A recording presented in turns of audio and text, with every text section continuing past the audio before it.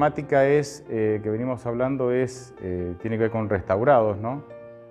Y la primera y la segunda noche vimos cómo Dios tiene que restaurar en nosotros ciertos conceptos que por ahí los tenemos torcidos. Conceptos que tienen que ver con la persona de Dios, con el pecado, con el plan de salvación. Bueno, los primeros temas, ustedes vieron que fuimos repasando esos temas. Y ayer vimos que la consecuencia natural de aquellas personas que pasan por un proceso de restauración es que se vuelven discípulos y que Dios los utiliza, conforme dice Mateo 28, 19 y 20, para que sean discipuladores, para que ellos también lleguen a ser discípulos de otros. Pero también dijimos que no podemos dar lo que no tenemos. Y anoche hicimos una introducción a lo que es el discipulado, a cómo dar los pasos necesarios para llegar a ser un verdadero discípulo. Hicimos varios textos, pero básicamente tomamos Mateo 16, 24. Y uno no puede cumplir con la gran comisión de Mateo 28 de ir a las naciones y a ser discípulos y bautizarlos si uno no es un verdadero discípulo. Si vos no tenés la experiencia del discípulo, de ser un discípulo, podrás dar estudios bíblicos, podrás brindar información a través de estudios bíblicos, podrás hacer muchas cosas buenas, pero difícilmente vas a discipular a otro porque no puedes dar lo que no tenés. Y el tema de hoy va en la misma línea, pero lo voy a enfocar desde otra perspectiva. Y como ustedes son buenos adventistas, ¿no? Yo también, somos todos buenos adventistas. Y esto posiblemente ya me lo han escuchado decir. Todo buen adventista conoce la receta de 3 ingredientes necesarios para ser un buen cristiano. Y les doy una ayudita porque no la sepan, sino porque son bastante tímidos ustedes, salvo que alguno quiera. Orar, estudiar la Biblia y hacer actividad misionera. O testificar, actividad misionera, ¿verdad? Orar, estudiar la Biblia y testificar. ¿Vieron? Son tan buenos que ni ayuda necesitaron, ni ayuda. Ahora, la Iglesia ha sostenido esto desde hace mucho y no está mal, es correcto. Pero los años vieron que nosotros, como Iglesia, a través de los años vamos aprendiendo. Y es bueno eso, y es necesario, y es saludable, porque, como dijimos en estos días atrás, la revelación de Dios es progresiva. Y si la revelación es progresiva, nuestro crecimiento en el conocimiento de Dios y su palabra también debe ser progresivo. Nosotros nunca nos deberíamos estancar, o sea, es una mala señal estancarnos en el conocimiento de Dios y de su palabra. Entonces, como la revelación es progresiva, la Iglesia ha ido creciendo en esto y hemos llegado a la conclusión como Iglesia de que esa receta es correcta, correctísima, pero le falta, algo le falta. ¿Por qué digo esto? Porque resulta ser que, y acá vuelvo a Cristo, ¿no? Nuestro gran maestro que es Jesús, Cristo nos muestra en su ministerio terrenal que estos 3 ingredientes son buenos, pero que si le falta el cuarto, estos 3 ingredientes pueden degenerarse, pueden ser mal usados. Por ejemplo, en cuanto a la oración, primer ingrediente que mencionamos, en la parábola del fariseo y el publicano, que está en Lucas 18, de 9 al 12, y lo voy a leer, Lucas 18, de 9 al 12, voy a leer más de un pasaje en cuanto a la oración, pero dice el texto: a unos que confiaban en sí mismos como justos y menospreciaban a los otros, dijo también esta parábola. 2 hombres subieron al templo a orar. Uno era fariseo y el otro era publicano. El fariseo, puesto en pie, oraba consigo mismo de esta manera: Dios, te doy gracias porque no soy como los otros hombres, ladrones, injustos, adúlteros, ni aun como este publicano. Ayuno 2 veces a la semana, diezmo todo lo que gano. Y sigue, ¿no?, con su biografía. Y descubrimos que este hombre, que parece que oraba y oraba muy bien, según el texto que leímos, oraba consigo mismo. Uno puede tener el hábito de la oración, pero orar consigo mismo. Es interesante. Mateo 6:5 describe a los fariseos como grandes personas de oración. Dice que se ponen en las esquinas, levantan las manos y oran en voz alta a Dios. De hecho, dice Jesús, ellos ya tienen su recompensa, pero tú cuando ores, hazlo en secreto y el Señor te recompensará en público.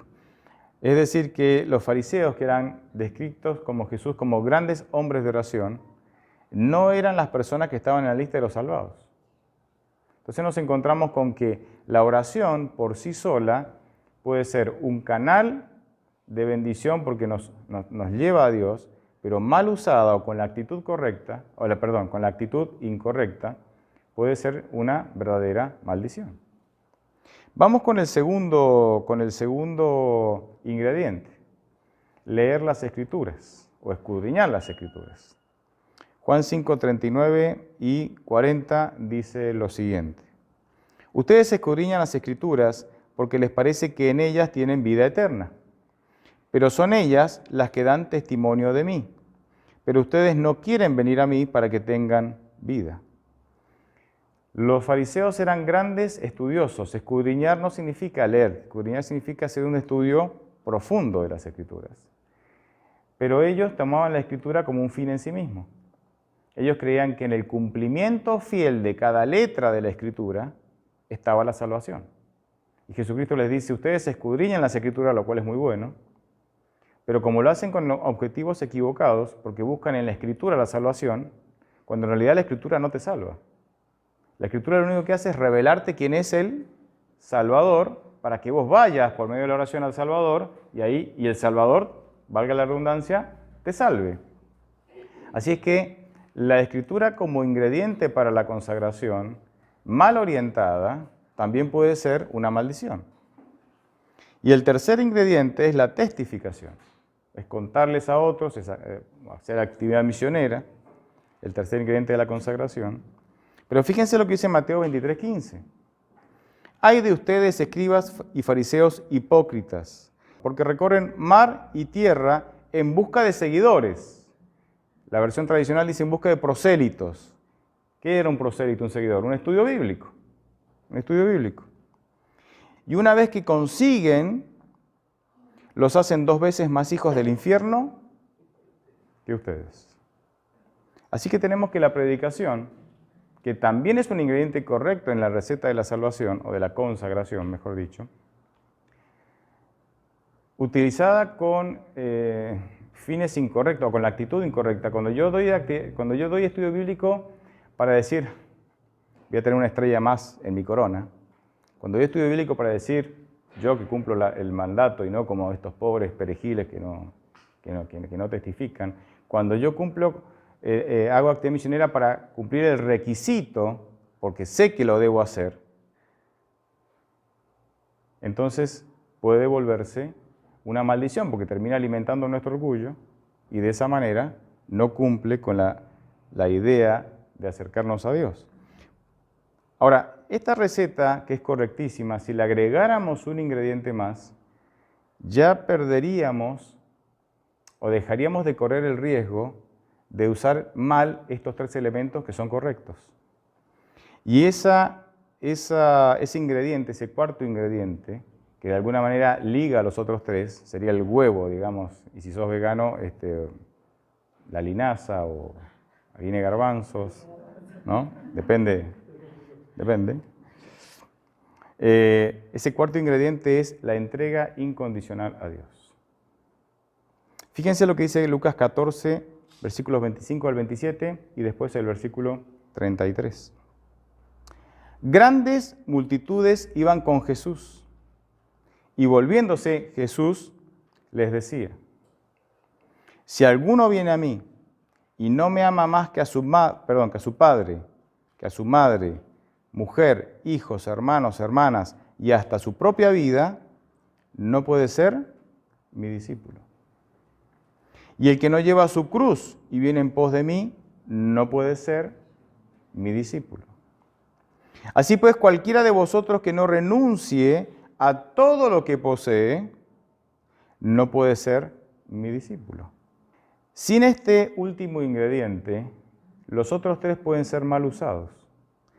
Es justamente la entrega incondicional a Jesús el antídoto perfecto para que la oración, el estudio de la Biblia y la testificación no se conviertan en un mero requisito, en un mero formalismo. Cuando yo cumplo con estos tres ingredientes, oración, estudio de la Biblia y testificación, en el contexto de la entrega incondicional, ya estos tres elementos, estos tres ingredientes, dejan de correr el riesgo de volverse un requisito en sí mismo, dejamos de correr el riesgo de que se vuelvan un mero formalismo.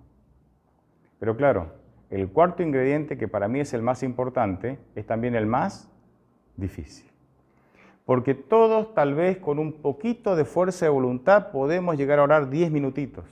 Con un poquito de fuerza de voluntad podemos leer algún versículo al empezar el día. Y con un poquito de fuerza de voluntad, algún folletito entregamos, testificamos, ahí alguna actividad misionera hacemos.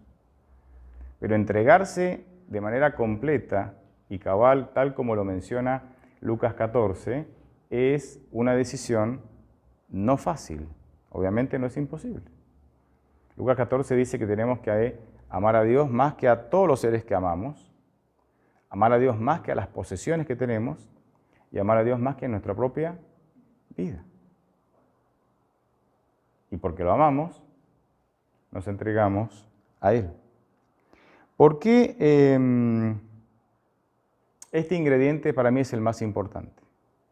Porque, como dije recién, yo puedo tener fuerza de voluntad para cumplir con los otros tres, pero este ingrediente va en contra, la entrega va en contra de mi propio ser.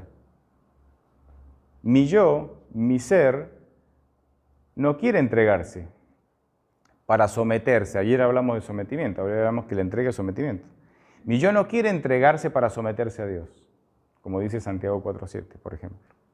Mi yo quiere que los otros hagan lo que yo, porque el egoísta no solamente se vuelve a sí mismo centro de su vida, sino que el egoísta se vuelve centro del universo. Quiere que todos hagan lo que yo quiero. Llego a una esquina, que todos frenen, yo tengo que pasar.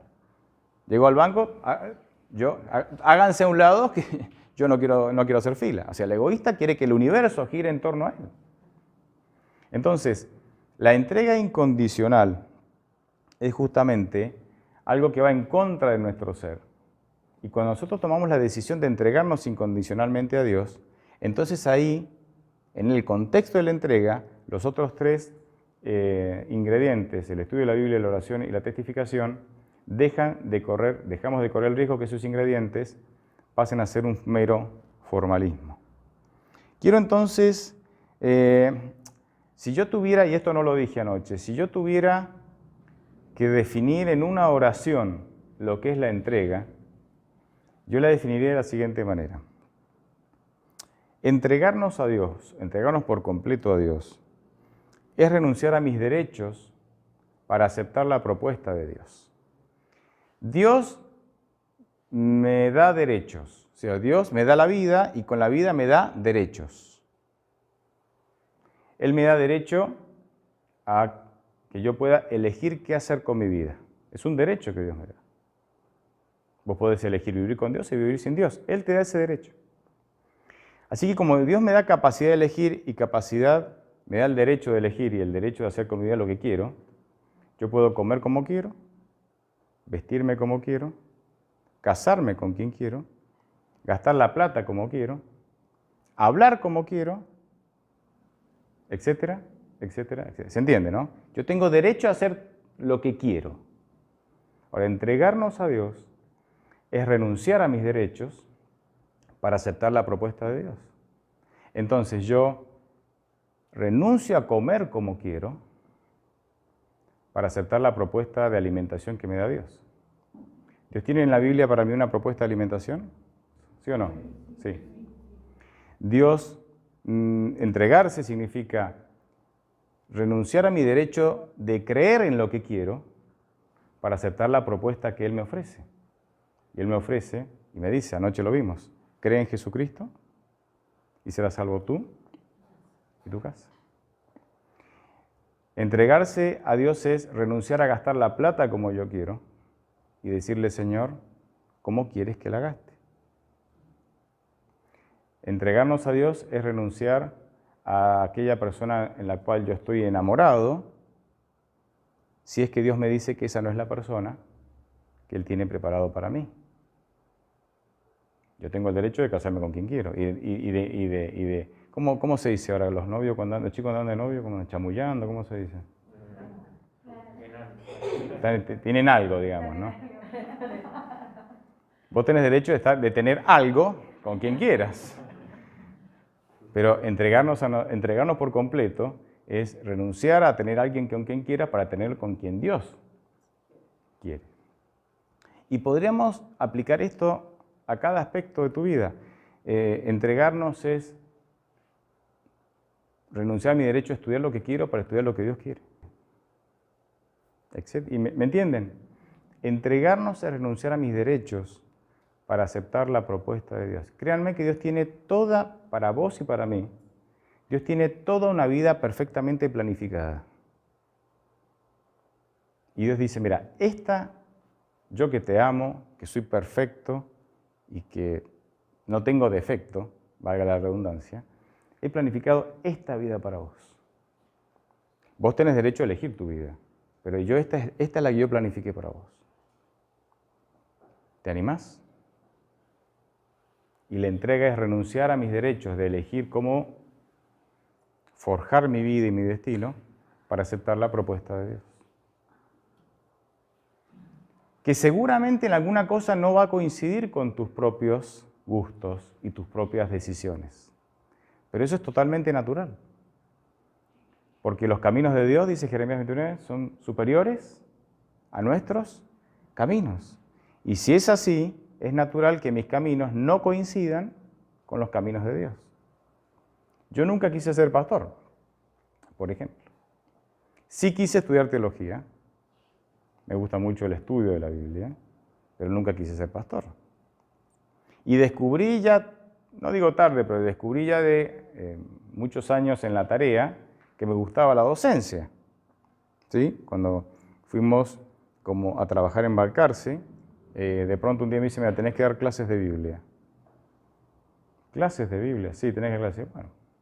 Y yo ya era grande, ¿no? Y tenía el concepto de que el profesor de secundaria era el viejo o la vieja, ¿no?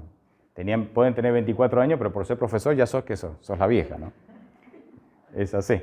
Y tenía ese concepto, ¿no? Y cuando me tocó estar al frente de un aula, fue una cosa que yo dije, yo nací para esto. ¿Qué hago haciendo lo que hago? Y entonces me empecé a orar fervientemente.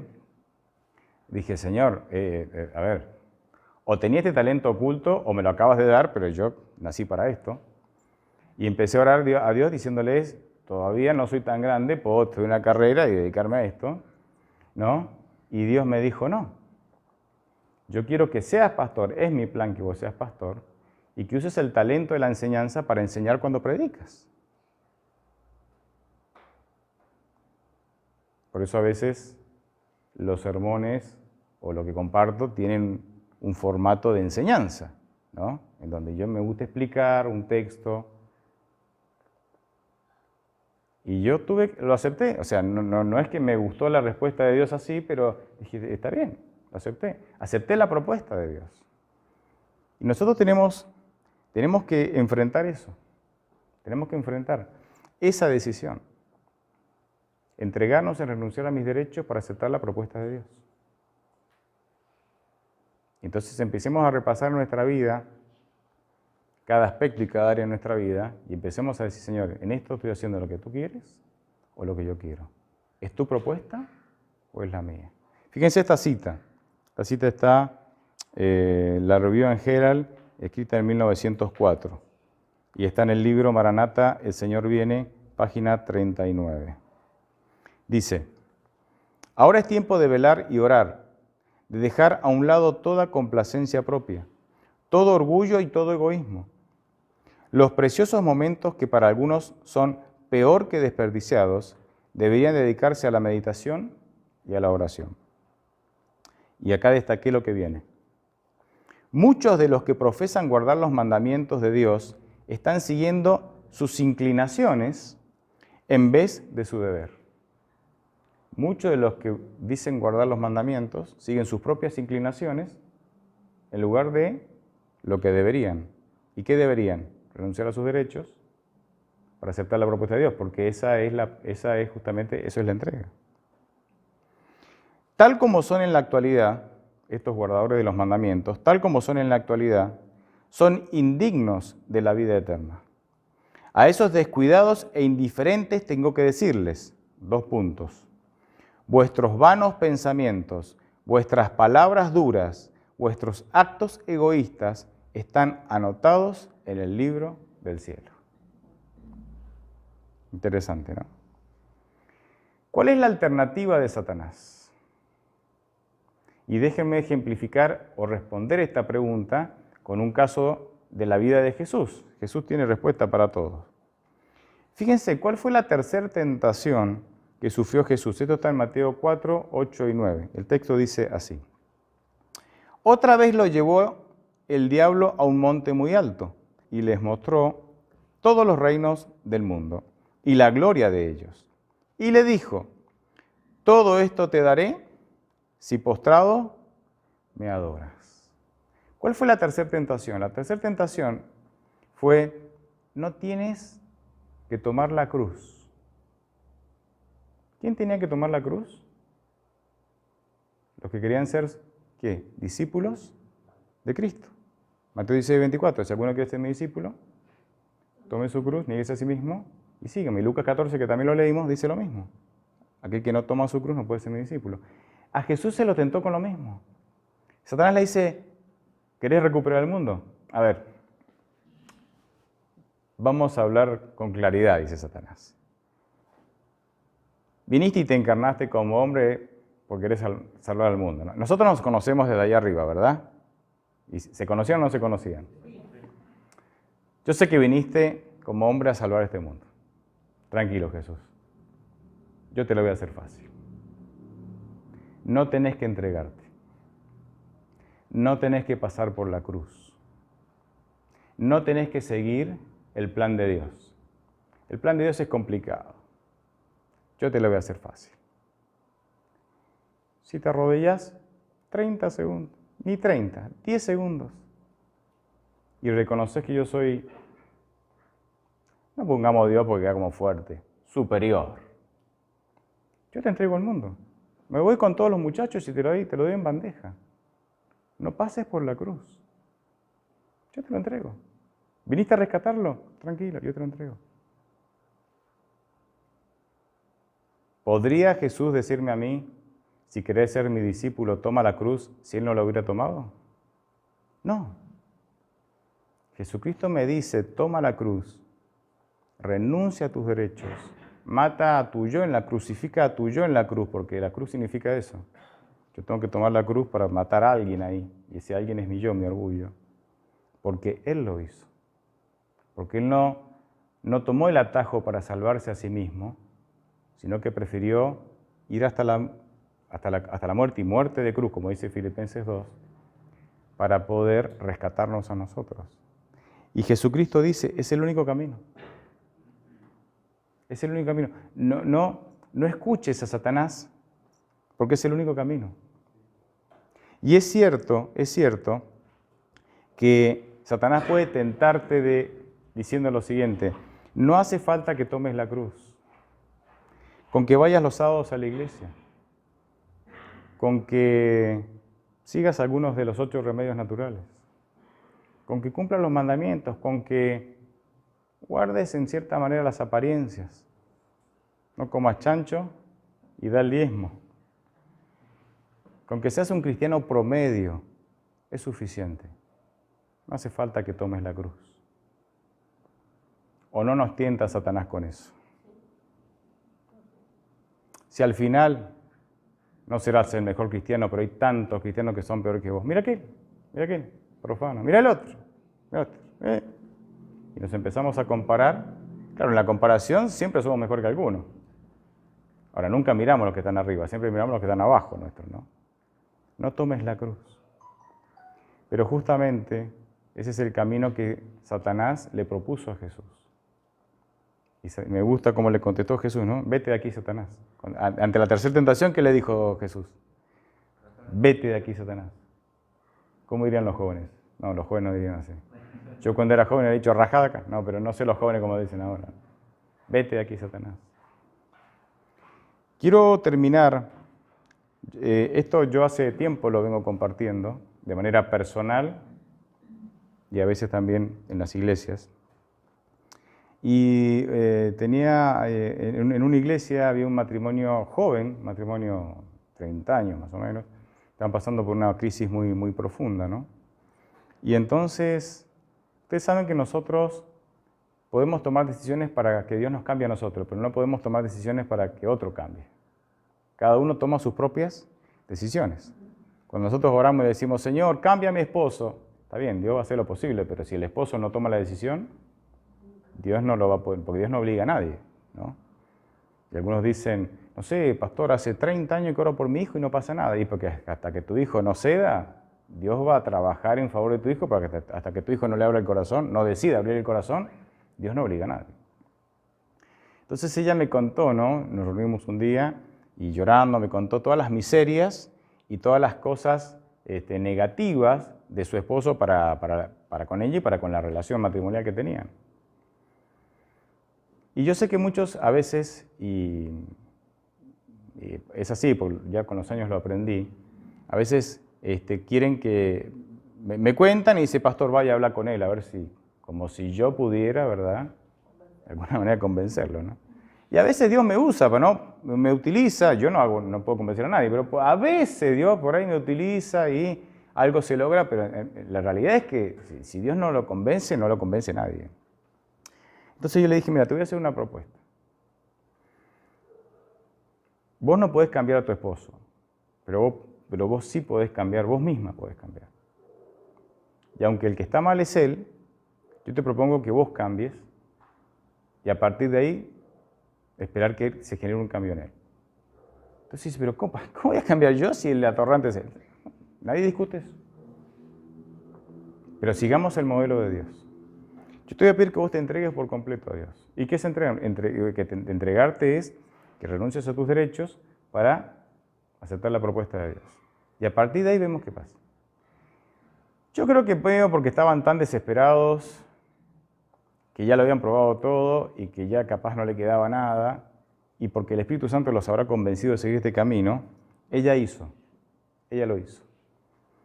10 días después me escribe un WhatsApp, el cual yo guardé y le pedí permiso en su momento para poder compartirlo. Y me dijo, sí, pastor, compártelo cuando quiera. Voy a leer lo que ella me escribió. A partir de una crisis matrimonial que la motivó a entregarse por completo a Dios, es decir, a renunciar a sus derechos para aceptar la propuesta de Dios. Ella me dijo lo siguiente. Buen día, pastor. Decidí abandonar mis derechos para hacer la voluntad de mi Dios y la verdad no pensé ver cambios en mi esposo. Hasta me ayuda a limpiar. Chicas, anoten. Si tu esposo no te ayuda a limpiar, este es el camino. Dice, por eso seguiré abandonando mi orgullo y mi ira, porque era de enojarse así, ¿no? Me siento libre y siento que nada puede quitarme la paz que siento en mi corazón. Es inexplicable lo que siento. Y claro. Porque lo que estaba experimentando no provenía de ella. ¿De quién provenía? Claro, son cosas inexplicables. Filipenses 4:7. Y la paz del Señor que sobrepasa todo entendimiento. Es inentendible cómo tengo paz, pero la tengo.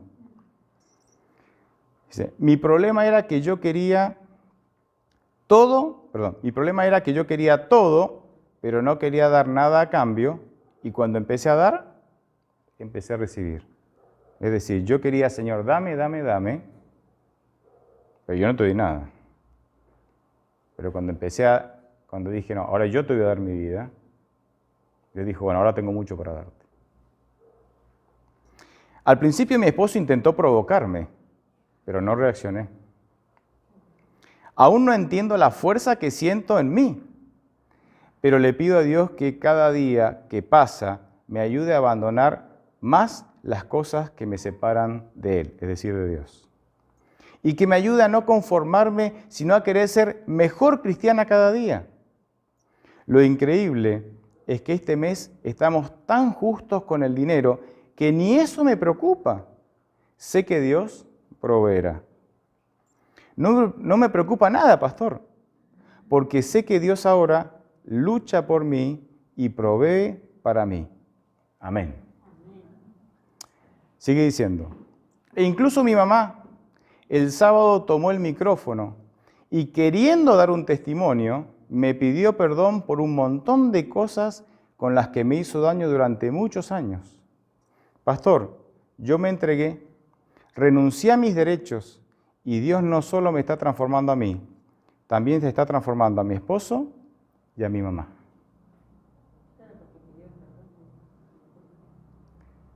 Muchas gracias, pastor, por tanta ayuda que me... bla, bla, bla, bla, bla, bla. Funciona. Funciona. Yo los invito a cambiar el paradigma. El paradigma es el modelo de vida que tenemos. El paradigma es el modelo